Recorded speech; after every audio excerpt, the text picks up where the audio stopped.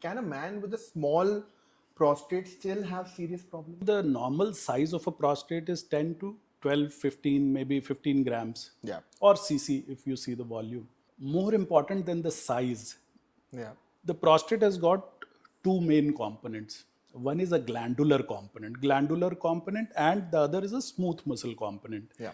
In terms of physics or kinetics, we can say one is a static component, which is by virtue of its weight, and the other is a very dynamic component, which is by virtue of its smooth muscle cell contractility and the tone of the prostate. Correct. So these are essentially two components which make the prostate gland.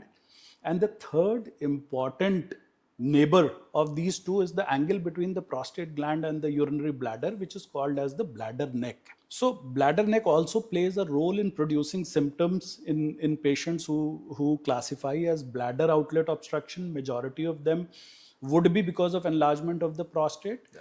So size is not an absolute criteria that this patient is not going to have or suffer from any symptoms pertaining to urination. Yeah. It could be because of the tone of the prostate. It could be because of the position of the bladder neck and the angle between the bladder neck and the prostatic urethra. Correct. The passage has a speed breaker.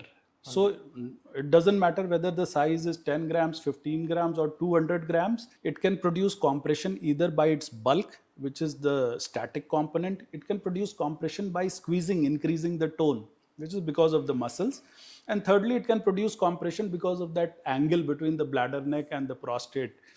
So in the latter two situations, the size of the prostate is small. Anji. But unfortunately, these patients have the most severe symptoms.